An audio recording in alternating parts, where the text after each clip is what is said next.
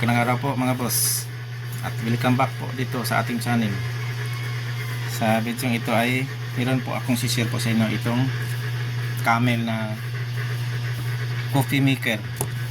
Ang problema po nito ay ayaw na po siya mag-dispense ng tubig, ng kape, tapos hindi rin po siya umiinit mga boss. Ito po yung kanyang dito po yung tubig lalagay, tapos dito po yung kape kasama nung mayroon po siyang parang strainer. Ayan po.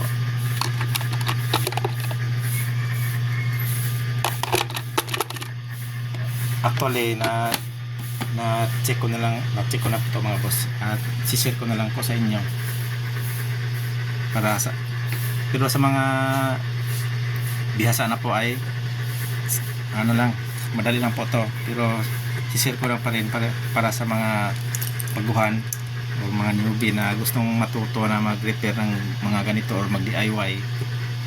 Kaya si-share ko sa inyo mga boss. Saglit lang po at buksan po natin. Ito po mga boss, itong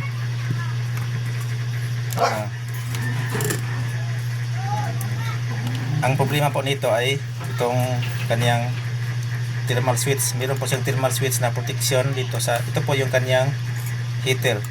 Tapos ito yung thermal switch, ito po yung thermal fuse. Meron pa siyang thermal fuse. Pero kung baguhan ka mga boss ay hindi mo akalain na meron pa siya ditong thermal fuse, kasi parang diretso lang po yung wire galing sa heater. So sumadahin mo akong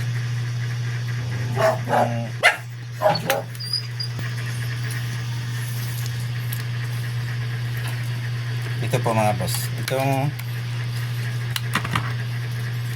kanyang heater ay ito po yung linya ng tubig. Ito po yung heater.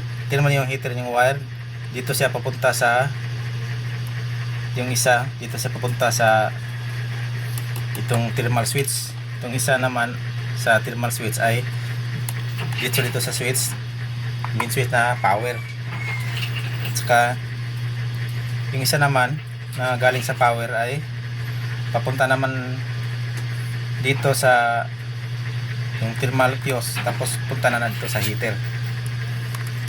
Tingnan natin ha, magre-rinse tayo ng times 1 sa multimeter po natin. Yan. Yan. Times 1.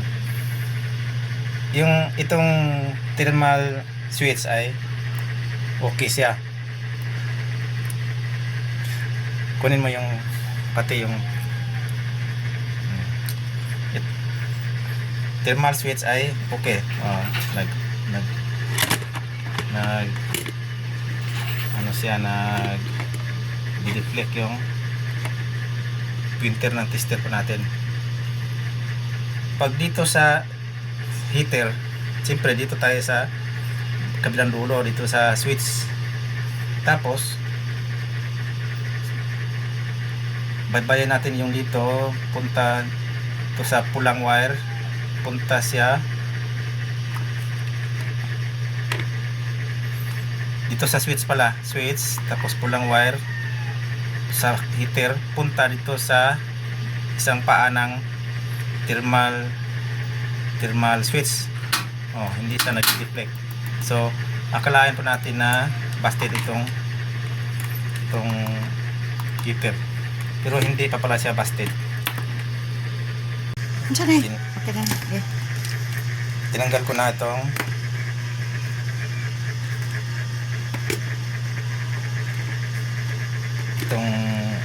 heater. Meron siyang ano dito, yung thermal paste na para sa heat transfer. Lagyan po natin to, ilisan natin, tapos lagyan natin yung panibago kasi tuyo na siya. Testerin po natin itong heater. Dito po nakakabit yung thermal fuse sa kabilang dulo, tapos dito sa isang paa ng thermal switch. Ano, oh, mayroon siyang resistance. Ibig sabihin nun, okay yung heater, hindi siya busted. Yung thermal fuse ay ito po yung lagay doon. Pinutol ko na. Istiran po natin.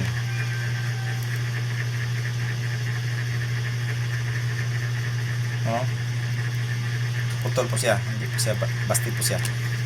Meron tayong bago. Ito bago.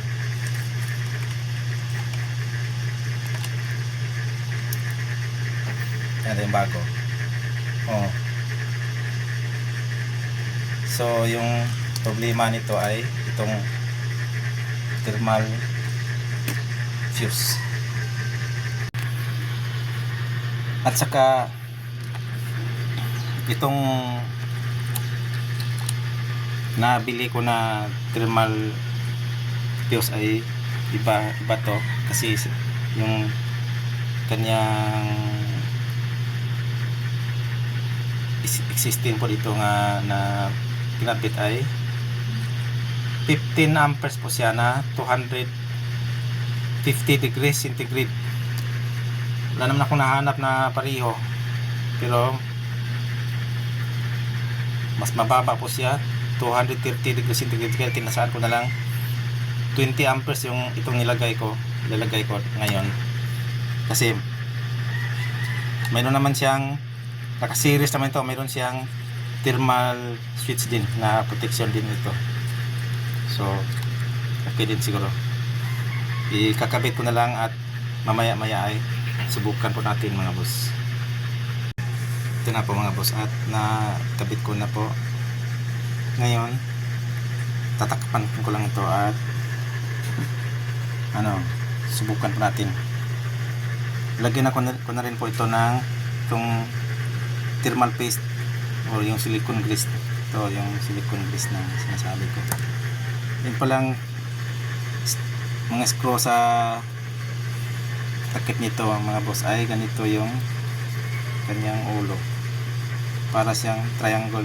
Mahirap po siya, hindi po siya pwede dito sa ganito na screwdriver, hindi rin sa flat, kaya gumawa ako ng ganito maliit, tapos binawasan ko yung gilid para sumakto dito, kaya nabuksan ko mga boss.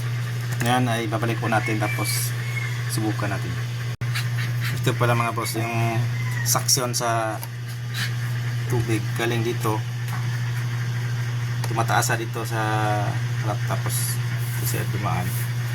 Wala pala siyang electric motor na pump niya, yung kayong init lang doon yung nakapag-push ng tubig punta doon sa taas. Yan, subukan po natin.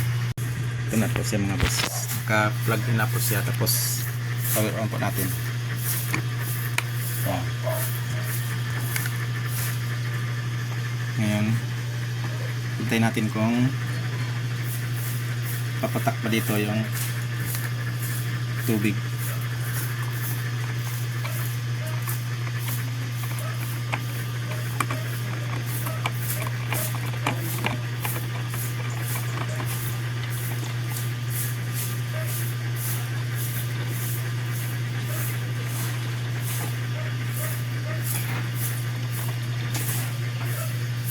Ito na po mga boss, at success po yung ginawa po natin.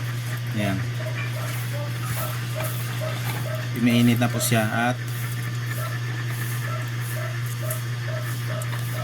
dumadaloy na po yung tubig galing sa loob ng pinakatangke ng coffee maker punta dito sa kanyang parang lagayan dito. Dito po yung lagayan ng yung kape na pwede na inumin. Hindi ko pa nilagyan ng kape kasi lang, testing lang, puro tubig lang po yung nilagay ko mga boss. Hanggang dito na po yung vlog natin po, at maraming salamat po, at God bless po sa ating lahat. Sana makatulong.